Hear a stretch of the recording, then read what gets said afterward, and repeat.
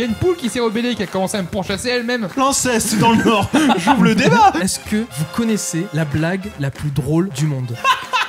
Maman, je t'aime. Moi aussi je vous aime. Ta gueule. C'est un mec qui se cloue les couilles. Essaye de ne pas penser pendant 30 secondes à une bite.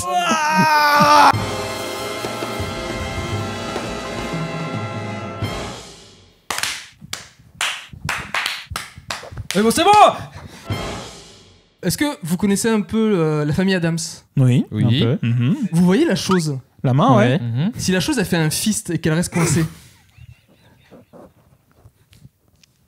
Ça commence bien. est-ce que vous pensez que quand elle sort, ça fait Je te déteste. À votre avis, comment une main ça crie? La chose, elle fait un fist à quelqu'un. D'accord. Elle peut pas se retourner après pour repartir. Elle s'enfonce. Elle peut pas reculer. Faut qu'elle continue sa route. On se prend la tête pour rien, là-bas c'est juste un vibro quoi. Bah oui, il faut bien que ça sorte, sauf que il est coincé. Parce que nous, on a nos bras. Elle utilise ses doigts pour se déplacer, mais elle peut pas faire comme ça. Elle peut pas faire comme ça. La chose. C'est la chose. Pour s'extirper, je pense qu'elle doit faire la technique du poulpe. Ouais. Alors, prochain sujet. Mais vous pensez que ça existe un film porno, La Rue 34? Est-ce qu'elle existe pour la chose? Mais c'est Bah, sûr. c'est évident. Tu penses que t'es le seul esprit déviant qui existe? C'est sûr que ça existe. Le making of horrible. Mais tu connais bien. J'étais tombé sur une étude scientifique. Ça a été vérifié que les mecs qui ont une grosse bagnole ont une petite bite. Parce que la remarque qu'on fait à chaque fois, grosse voiture pour Ouais. compenser le fait que t'as une petite bite. J'ai une Twingo. J'ai pas de bagnole. Ça veut dire qu'il y a des scientifiques, ils sont allés sur la route dans un parking. Monte ta bite. On va attendre qu'ils reviennent des courses, lui. Excusez-moi, monsieur, c'est pour une étude vraiment au hasard. Monsieur, c'est pour un sondage. Alors, est-ce que vous avez une petite bite? Merci.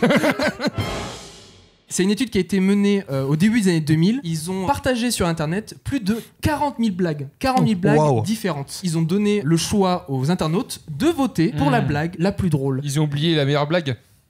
Ma vie.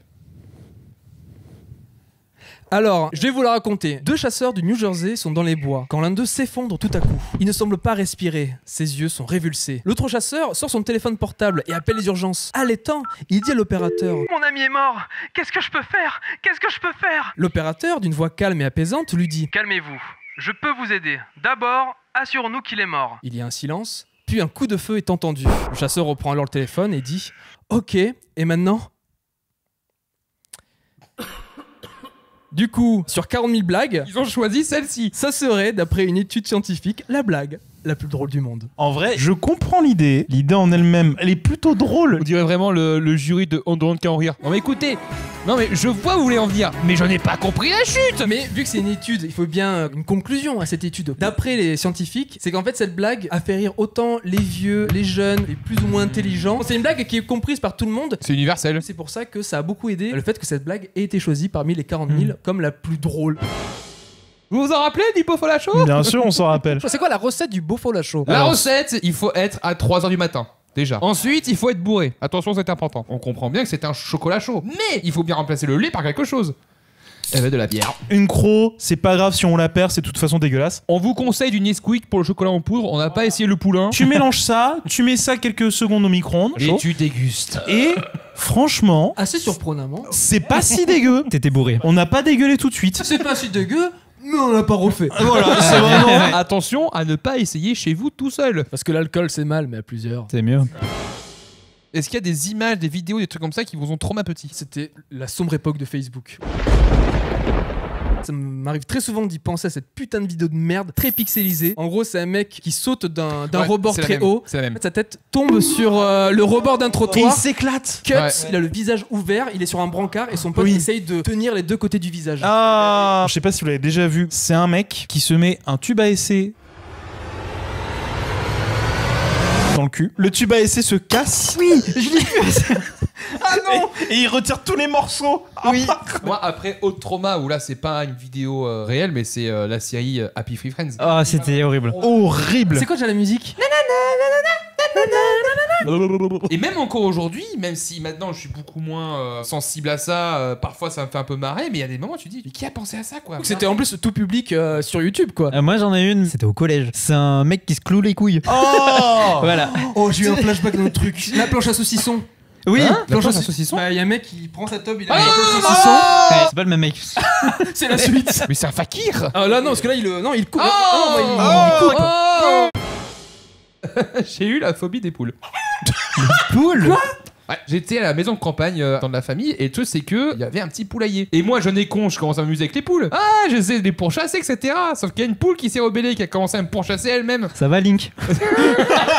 Ça m'a tellement fait peur que pendant un an, je pouvais pas approcher des poules. Bah, après on rigole, mais c'est quand même l'ancêtre des T-Rex. Il y a un instinct de survie primaire. C'est pour ça que je n'ai jamais vu Jurassic Park. Quoi? C'est une blague, c'est une blague. Ah, calmez-vous, ouais. J'ai deux peurs. J'ai peur des araignées. Quand j'étais bébé, c'est pas une petite fille qui a été sur mon berceau, c'est une araignée sur mon visage. Il paraît qu'elle était assez grosse quand même. C'est le top de papa. Alors je viens du Nord, mais quand même.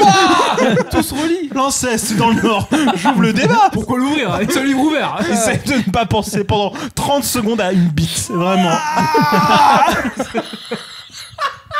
Pardon, vas-y, pardon de t'avoir coupé. Pas sûr qu'on s'y mais vas-y. Donc l'araignée. Là, si tu mets genre un truc, genre de Fort Boyard, tu mets une migale, c'est mort. Où est la boule? Enfermez-moi. Si c'est pour sauver des gamins, je m'en bats les couilles. On va tous crever de toute façon. Et la deuxième peur qui s'est un peu estompée avec le temps, c'est la peur de l'eau. Des profondeurs ou de juste de l'eau? Les profondeurs surtout. Ouais. Et c'est vraiment, c'est quand j'étais petit. Quand tu bois de l'eau, Si t'as peur des profondeurs, t'as peur quand tu vas voir la mer de Quentin? c'est sûr. Je voulais la faire. Je voulais la faire.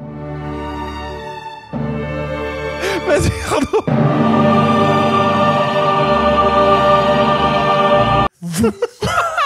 Et record du monde, du lancer de javelot. Maman, je t'aime. Voilà, ils sont méchants avec toi. Moi aussi, je vous aime. Ta gueule.